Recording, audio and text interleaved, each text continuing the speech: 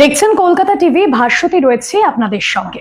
দুর্গাপুজোয় এবার ছুটি নিয়ে বড়সড় ঘোষণা করেছে রাজ্য সরকার। তৎকালীন সরকারের সময় আমরা দেখেছি যে দুর্গাপুজোর ছুটির একটি লিস্ট সামনে এসেছিল, অর্থাৎ 2026-এর।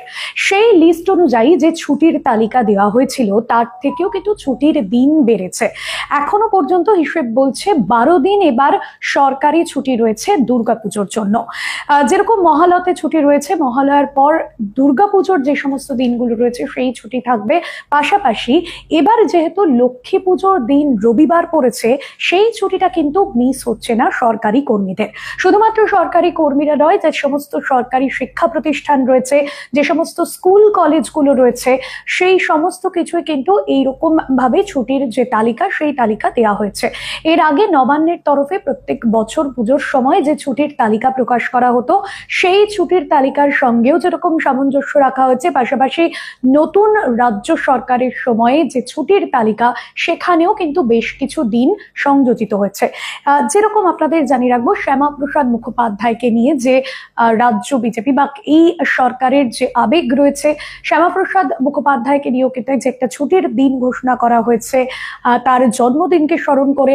অন্যদিকে যে বিষয়টা আপনাদের জানিয়ে রাখবো, মহাত্মা গান্ধীর জন্মদিন যেটা বরাবরই ছুটি থাকে, সেই দিনটি যেরকম ছুটি রয়েছে, অন্যদিকে দুর্গাপুজো শেষ হওয়ার পরেও 23-24-এও কিন্তু ছুটি থাকছে। এই ছুটিটা কিন্তু বলা হচ্ছে যে বিশেষভাবে সংযোজন করা হয়েছে এই রাজ্য সরকারের সময়।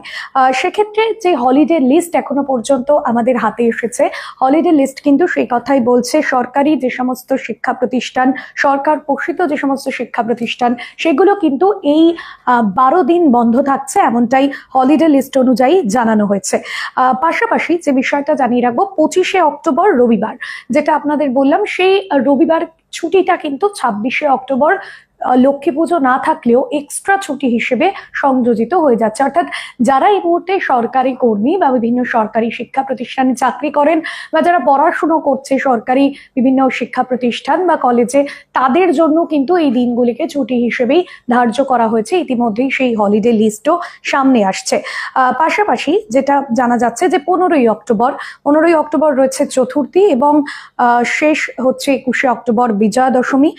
এই পর্যন্ত কিন্তু সমস্ত শিক্ষা প্রতিষ্ঠান বন্ধ থাকছে। পাশাপাশি 22, 23, 24 দুর্গাপুজোয় অতিরিক্ত ছুটি দেওয়া হচ্ছে। হলিডে লিস্টে ইতিমধ্যেই কিন্তু সেটা জানিয়ে দেওয়া হয়েছে, অর্থাৎ তৎকালীন সরকারের সময় যে ছুটির দিনগুলো ছিল, সেখান থেকেও এক্সট্রা বেশ কিছু ছুটি দেওয়া হচ্ছে। ইতিমধ্যেই কিন্তু সেই লিস্টও সামনে এসেছে। আজকের বিষয় এ পর্যন্তই, তবে অন্যান্য খবরের জন্য দেখতে থাকুন কলকাতা টিভি।